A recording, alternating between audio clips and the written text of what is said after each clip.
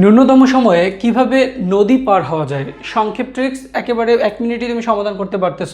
সর্বপ্রথম দেখো, নৌকার যখন সোজা পথে যাবে তখন নৌকার দূরত্ব হবে কি তার নদীর দূরত্ব, অর্থাৎ দূরত্ব ডি, এবং ওই জন্য তোমার সময় লাগবে টি সমান সমান ডি বাই ভি, এটা কিন্তু আমরা জানি। তাহলে দেখা যায় নৌকা এবি পথে না গিয়ে যদি এসি পথে যায় তাহলে তার অতিক্রান্ত দূরত্ব বিসি সমান সমান ইউটি।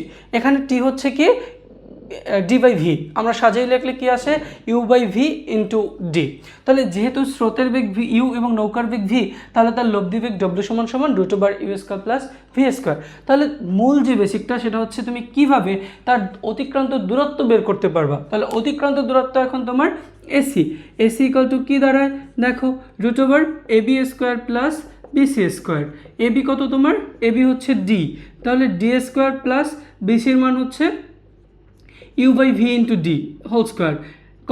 করলে কি দাঁড়ায় d by v into root over u square plus v square.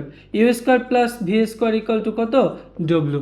তাহলে দাঁড়ায় কি অতিক্রান্ত দূরত্ব কিভাবে বের করবা, ন্যূনতম সময়ে নদী পার হতে তোমার যতটুকু দূরত্ব লাগবে d by v into W.